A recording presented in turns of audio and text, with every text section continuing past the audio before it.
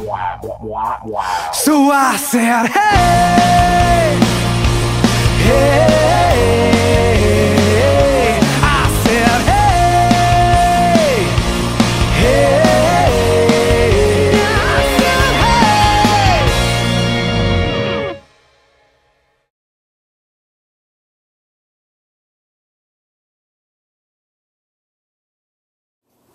Who wants to take that one?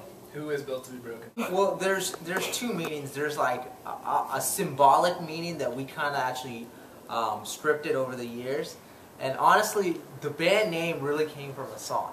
And we thought that the song, we liked the song, but we weren't playing the song no more. But we really liked the title of it. The band name really didn't come from like some big idea or something like very like an inspirational thought or nothing.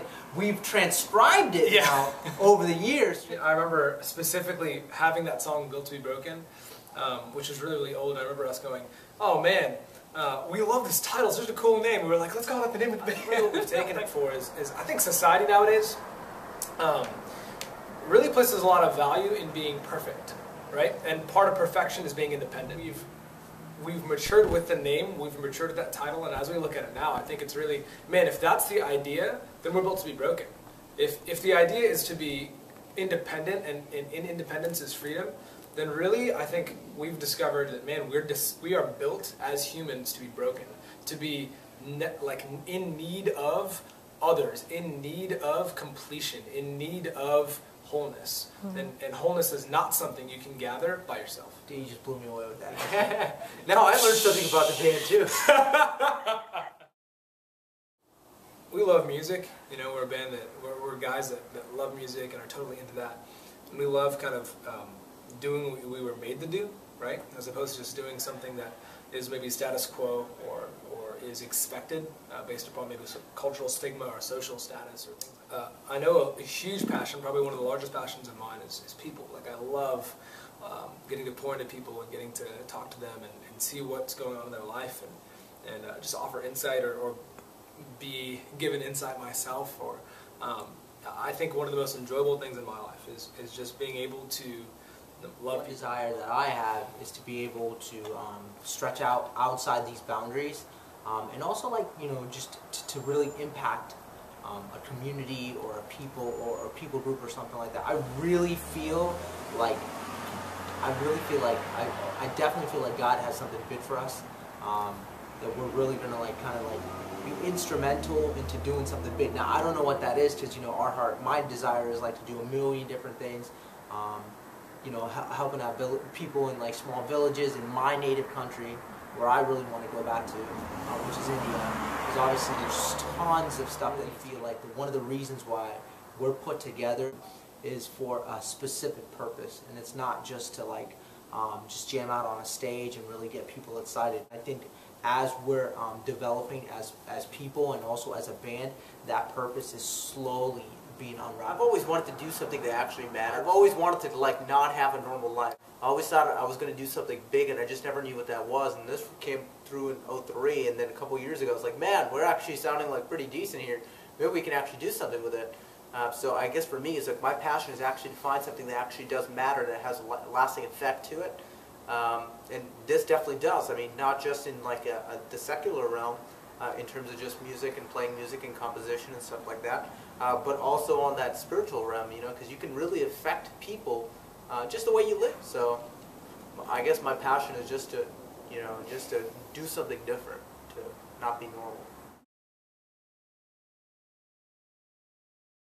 I think, you know, I think most people, the trend would be, hey, you know, this is what I feel like, this is what I want to do with my life, I want to do this whole music thing, and there's kind of this like, this blind chase towards it, right? This, man, all I want to do is this, all I want to do this, kind of the ignorance of maybe reality, right? For me, it's kind of the opposite. I think one of the tempting things in my life is security, right? Like I have a great job, and I do things that I really, really love, but I know that I'm supposed to do music for the rest of my life.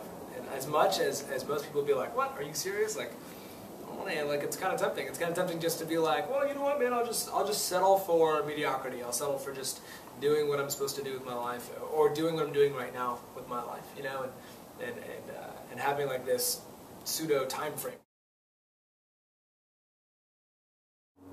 I would say that's the easiest part.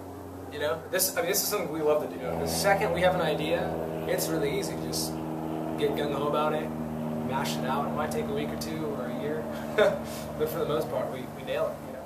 I think you know what it is. It's like when we're doing when we're on stage or we're putting together music or something like that. Those passions and those desires really come evident, right? When you're in it and you're focused, it's like I feel like God's just like speaking to us, and the music is birthed through that.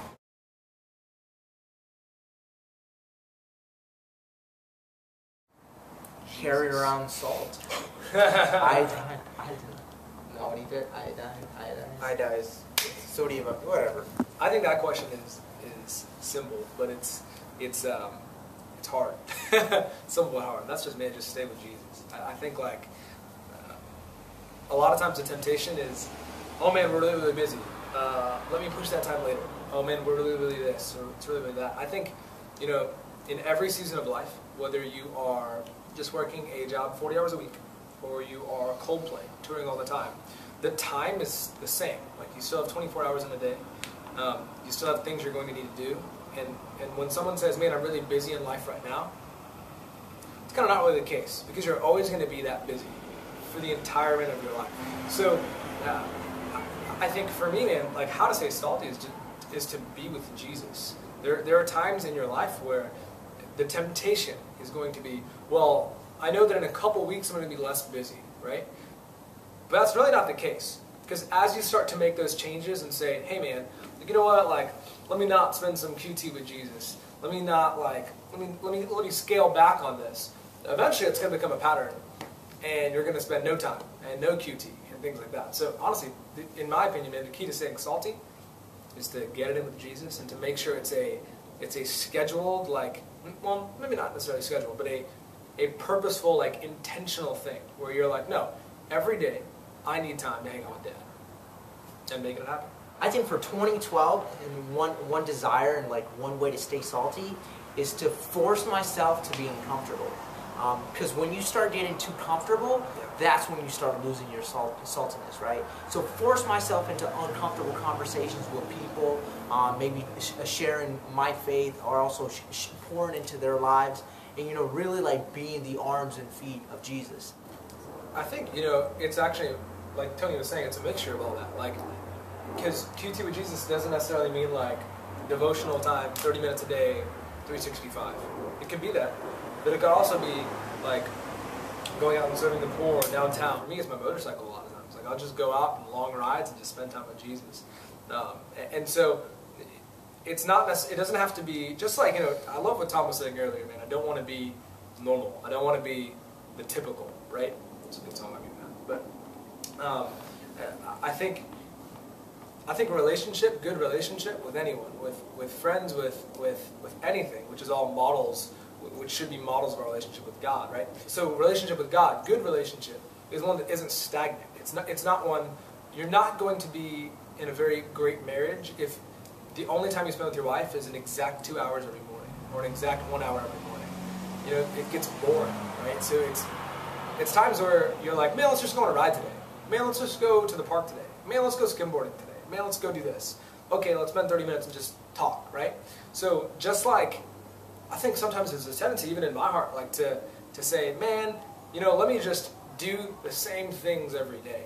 But really, if the goal is relationship, which it is, and good relationship, which is what, you know, I think we're referring to as saltiness, and like Christian speak, would be, man, to have like consistent, good relationship with God.